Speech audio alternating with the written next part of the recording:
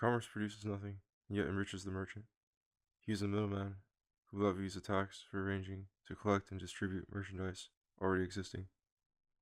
Also, by exhibiting or advertising his wares, he may create a market for them where they were not previously required. Manufacture may thus be stimulated in one place, and agriculture in another, and a division of labor established on a larger scale than would have been possible without foreign exchanges. The necessaries of life being now more abundant in both places, population will increase, and the poor will become more numerous, while the merchant grows richer, since he now levies its tax, though diminished, for each consumer on a larger community. At the same time, the variety of articles offered for sale will dazzle the eye, and everybody will be tempted to indulge more and more in superfluities. Thus, commerce, without directly producing wealth, indirectly produces luxury. When the arts have only a home market, farmers and artisans can dominate their industry in its entirety, modifying it according to their personal fancy or the needs of their clients. And then the arts are spontaneously humanized, when on the contrary, merchants open up distant markets. They facilitate production on a large scale in standardized forms.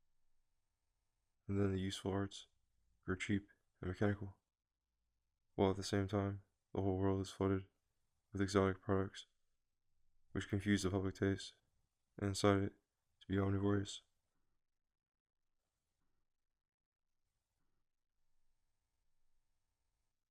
Militancy in enterprises here has the opposite effect to that of militancy in faction. Enterprise in trade and industry tends to diffuse knowledge and taste, and by making culture cosmopolitan, undermines in each place or period a specific tradition and inspiration, so that the arts become everywhere anarchical and debased. Faction, on the contrary, in narrowing its aim and excluding everything irrelevant to it, concentrates human virtue on militancy itself, bringing out, at all costs, the chosen type of order and harmony, so that the works of that forced unanimity are meager, when imposing by force with the intensity of will that animates them. But they probably pay for the special strength by a hopeless monotony, ultimately dwindling into decay, so that it is only as fossils that those inane giants leave their trace in the world. Compare, for instance, the futile discipline of Sparta with the fragile spoils and allurements of Venice, or the ruins of Norman England with the rubbish heap that may one day remain of its smoking industrial works. Militancy of both kinds is equally distracted and barren, considered rationally, but each has its passions and incidental compensations for those whom it genuinely enlists and inspires.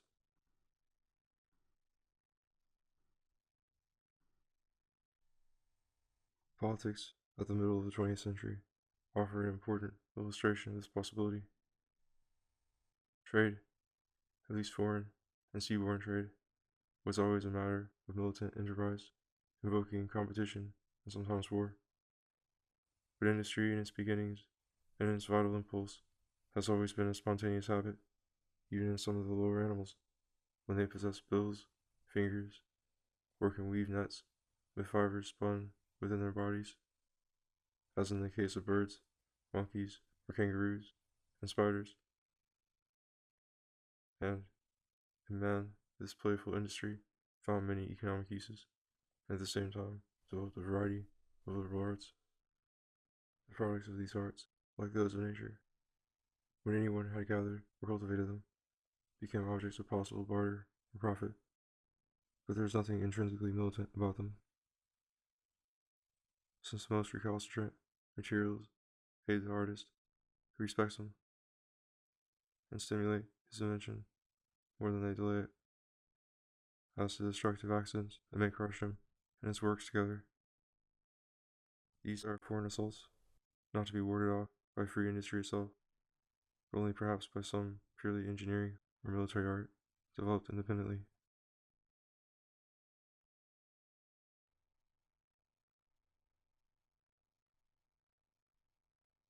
Industry and, as the word indicates, manufacture, were long cultivated by single artisans, like the fine arts, in private, by the fireside, or with a few domestic apprentices. These domestic tasks had nothing to do in their origin and spirit with exchange or sale of the product. Objects were fashioned for private use, or by personal caprice, or in imitation and rivalry of other performers, as in sports, dancing, and singing, and ultimately, in the most important traditional works, for dramatic and magical effect, to represent persons or animals, and lend them a monumental sacredness in their immobility and their preternatural size and expression. If anyone excelled in these productions, and his neighbors asked for copies, or the tribe or village engaged him to carve their totem, or decorate their arms or their family tombs, he might become a professional artist. It would always be by his science and inspiration that he was guided in his labors, like a minstrel or chieftain. There would always be personal freedom in his art, and as much beauty and caprice as utility in its products.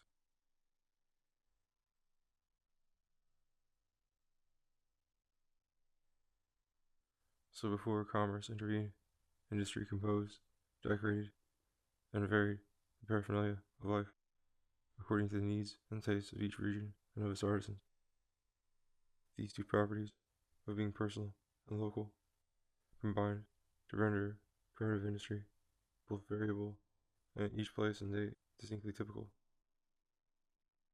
So much so that by the character of potsherds, archaeologists trace the genealogy and migrations of prehistoric man.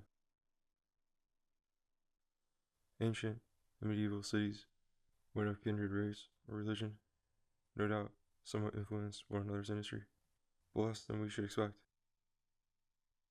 How little contagion, for instance, in the parallel and often contemporary developments of Byzantine, Romanesque, Gothic, and Saracenic architecture and decoration, though they had the same background and antiquity. Yet in spite of their close analogies, each kept its own local character and special evolution of taste. No community seemed to be confused in its work by knowledge of the different work of other communities, and industry in each retained something of the character of liberal art. Even when, during the Renaissance, the patrons and critics of art became intolerantly classical in doctrine, the artists in practice never attempted to copy the ancient monuments, but preserved the framework and the spirit of their own traditions. Much less did utensils, furniture, or clothes attempt to reproduce the forms that it had in Rome or Athens. That theatrical masquerade had to wait for the French Revolution.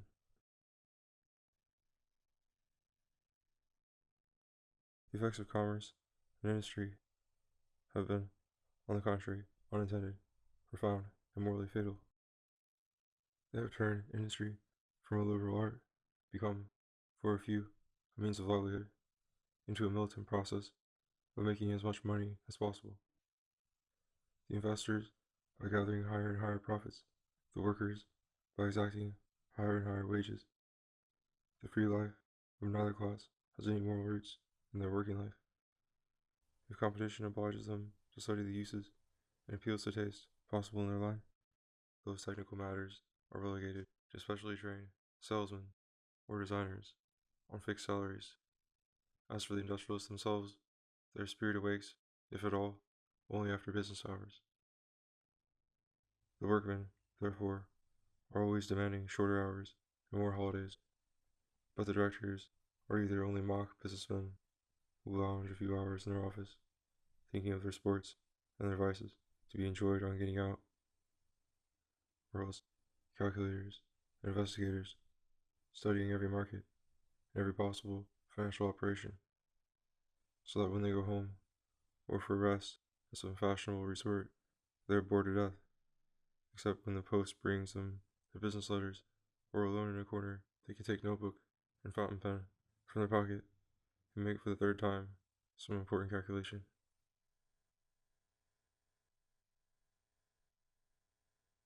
A public effect of such militant commercial industry is the dominance of their producer in universal economy. You invent some new article, you advertise it, you perhaps pay some influential person to use it, talk about it, and make it fashionable. You even enrich creation with a new requisite, a new convenience, or a new vice. This reversal of the moral order, by turning means into ends, might be classified with the fallacy of the miser who lives like a pauper for the sake of growing rich. A psyche made illiberal by being trained exclusively in one useful discipline may feel absolutely pledged to that habit as by a categorical imperative, even when it is worse than useless. Political theorists and even philosophers are often caught in this trap. They may tell us, for instance, that the individual exists and can only exist for the sake of the tribe or the state, a sentiment that probably rests on two different sophisms vaguely accepted. One, that because everyone owes his birth and nurture and infancy to his others, he can never become or do anything that is not due to society. And the other, that the traditions and culture which civilized life transmits are not dependent, in every particular, for their origin and continued acceptance on the individuals who have carried on those traditions, perpetually modifying or corrupting them by their personal initiative.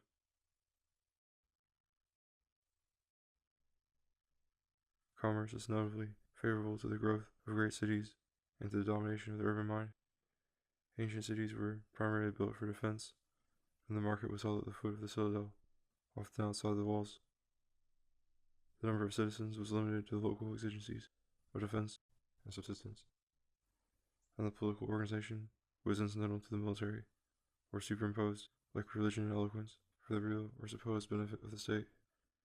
But when military government, by establishing order at home and making conquests abroad, has given commerce a freer hand, the center of gravity of the state passes from the citadel to the market.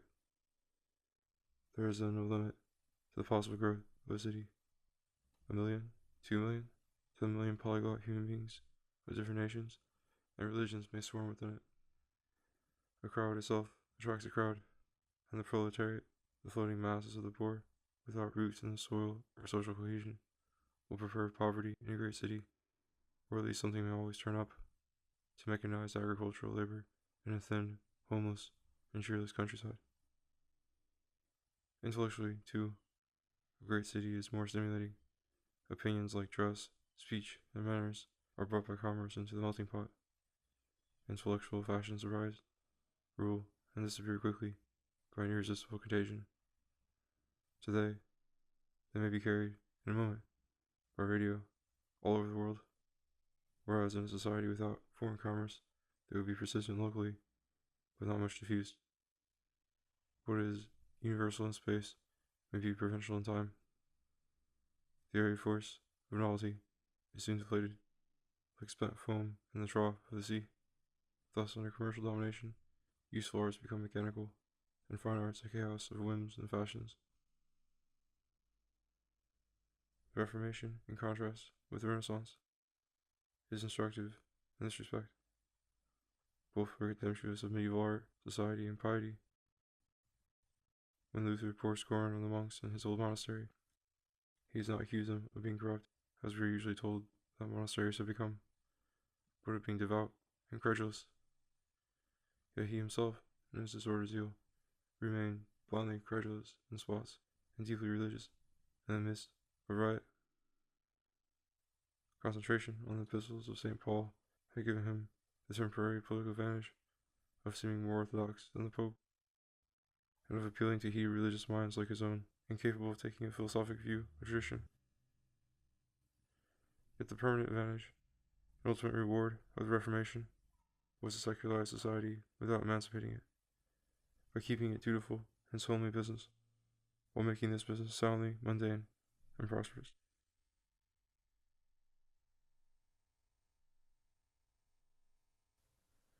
The Renaissance, on the contrary, had been humanistic, aesthetic, and truly scientific inspiration.